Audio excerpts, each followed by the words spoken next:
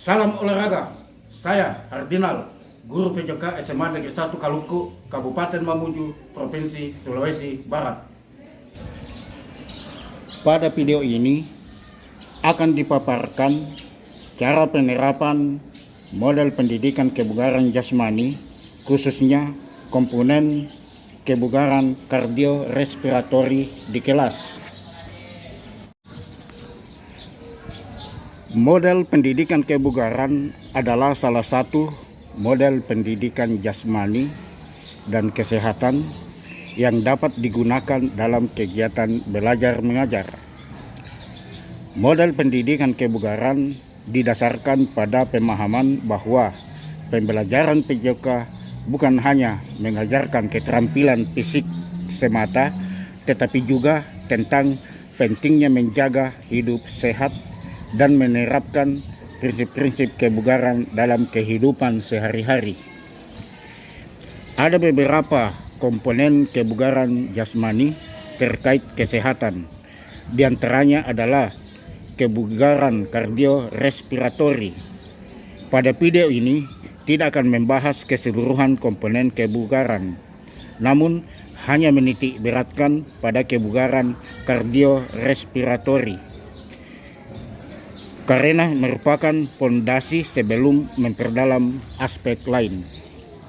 Seorang yang memiliki kebugaran kardiorespiratori akan mengurangi risiko penyakit jantung, penurunan risiko kematian dini, serta peningkatan kualitas hidup.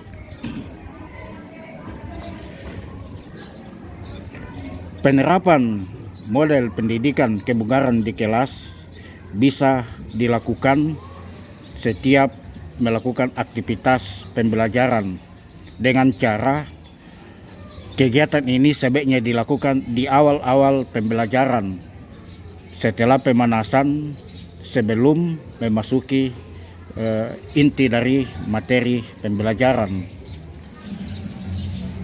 Ada beberapa bentuk atau metode latihan kardiorespiratori. Namun di sini akan dibahas 4 saja. Di antaranya adalah continuous training, interval training, latihan sirkuit, dan HIIT training. Di sini kita akan mempraktekkan metode latihan untuk meningkatkan kardiorespiratori. Ada beberapa bentuk metode latihan kardiorespiratori. Yang pertama adalah latihan continuous training. Jadi latihan continuous training ini kita bisa dapat lihat dengan contoh yang diperagakan oleh siswa ini. Untuk itu simak baik-baik cara melakukan.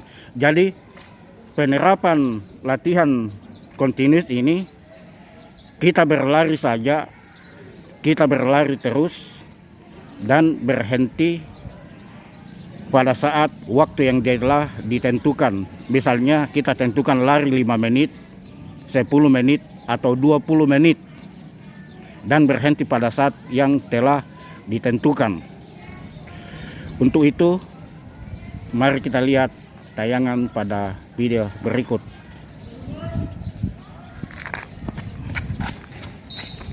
Jadi, intensitas dari latihan ini yaitu sedang dan jangan terlalu cepat.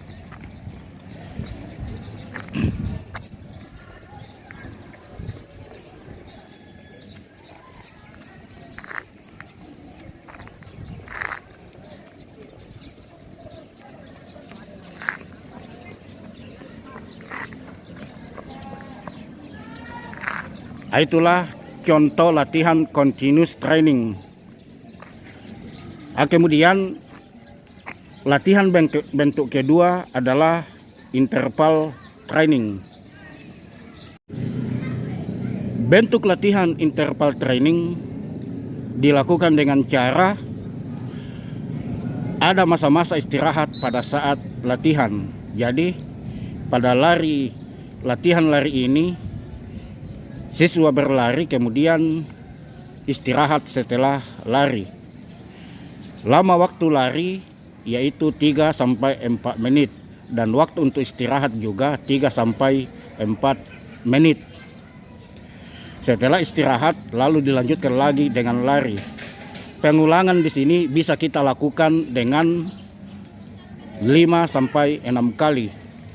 Untuk itu mari kita lihat cara melakukan latihan interval training dengan berlari 3 sampai 4 menit.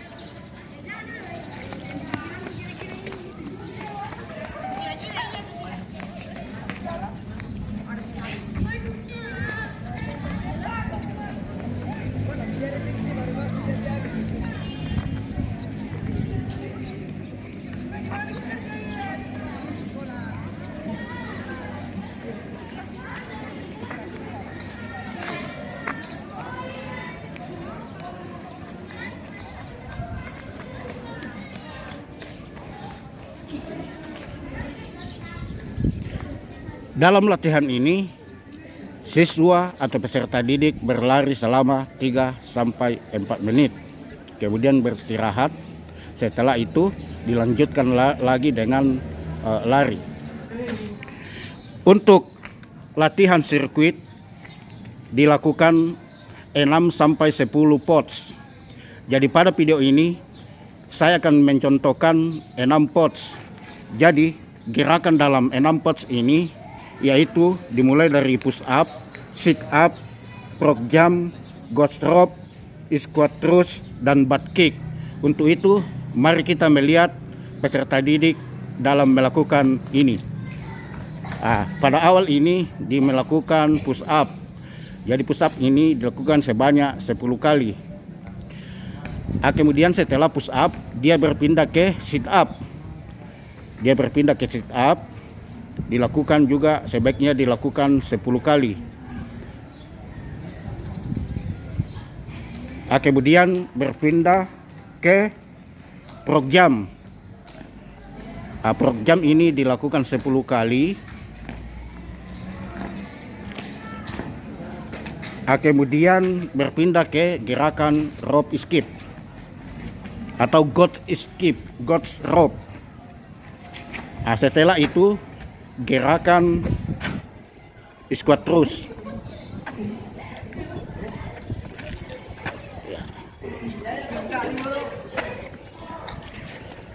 Kemudian masuk ke dalam butt kick. Gerakan ini hitungannya sampai 10 kali. Itulah tentang gerakan sirkuit.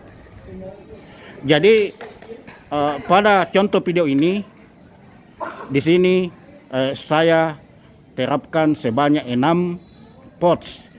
Jadi bisa dilakukan dengan 10 POTS. Perlu diperhatikan dalam latihan sirkuit yaitu siswa harus melakukan semua gerakan di setiap POTS sebanyak 10 kali dan dilakukan dengan gerakan yang benar dan secepat mungkin menyelesaikan sirkuit. Setiap menyelesaikan satu sirkuit harus istirahat, kemudian dilanjutkan lagi sampai mencapai 3 sampai 4 kali pengulangan. Selanjutnya, metode berikut yang dapat meningkatkan kebugaran kardio-respiratori adalah HIIT training. HIIT training ini memiliki banyak bentuk-bentuk latihannya. Untuk itu dapat kita lihat pada video berikut. Jadi yang pertama adalah jumping jack. Ini adalah jumping jack, dilakukan selama 30 menit dan istirahat 30 menit.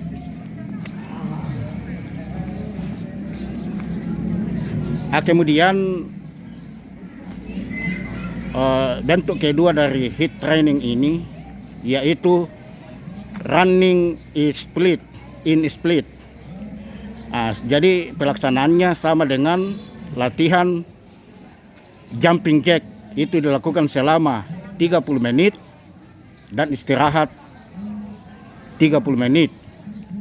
Dilakukan pengulangan minimal 6 kali.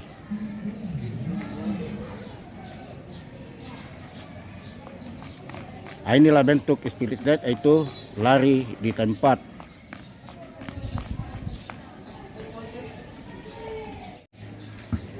Latihan bentuk ketiga dari hit training adalah butt kick. Jadi kita bisa lihat pada contoh berikut.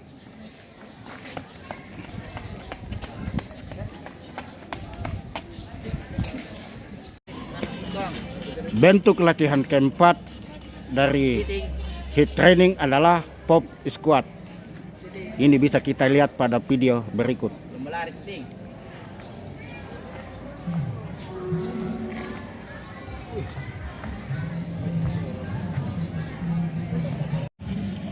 Metode hit training bisa juga dilakukan dengan menggunakan alat seperti bola, tali, gada, simpai, gelastis.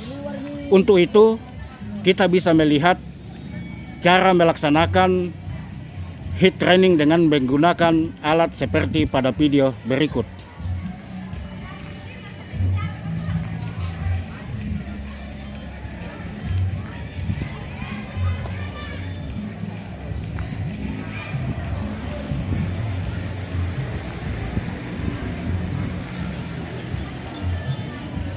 Nah, itulah beberapa contoh dalam melakukan latihan hit training. Meskipun masih banyak atau berbagai bentuk-bentuk atau metode latihan dalam melakukan hit training. Jadi pada video ini hanya beberapa saja yang bisa saya demonstrasikan bersama peserta didik saya. Dalam melaksanakan aktivitas latihan kardiorespiratori harus berdasar dan tidak lepas dari prinsip-prinsip latihan, yaitu prinsip overload, prinsip progression, prinsip specificity atau kekhususan, dan prinsip regularity atau keteraturan, dan prinsip individuality. Cara penerapan prinsip-prinsip latihan sebagai berikut. Pada prinsip overload, ketika peserta didik melakukan aktivitas atau metode latihan kardiorespiratori, maka peningkatan dalam intensitas dan volume serta kompleksitas itu kita terapkan. Kemudian pada progression juga dilakukan dalam peningkatan latihan secara bertahap, seperti intensitas, volume, dan kompleksitas. Kemudian cara menerapkan prinsip specificity atau kekhususan dengan cara kita melakukan atau memilih latihan-latihan yang spesifik. Misalnya latihan-latihan kardiorespiratori ini, maka bentuk atau metode latihannya harus spesifik yang sesuai dengan peningkatan kardiorespiratori. Seperti pada contoh tadi, yaitu interval training, prinsip latihan berkelanjutan, kemudian ada beberapa latihan hit training dan latihan sirkuit. Lalu prinsip regularity atau keteraturan di sini maksudnya yaitu peserta didik harus konsisten atau rutinitas dalam melakukan kegiatan ini. Kemudian prinsip individuality, cara penerapannya yaitu kita harus melihat kemampuan dari peserta didik. Jadi kemampuan peserta didik ini berbeda-beda. Olehnya itu penerapan prinsip individuality di sini sangat dibutuhkan. Jadi mungkin saja dalam melakukan metode latihan respiratori ini ada peserta didik yang hanya bisa jalan, jadi tidak apa-apa, kita suruh berjalan saja. Kemudian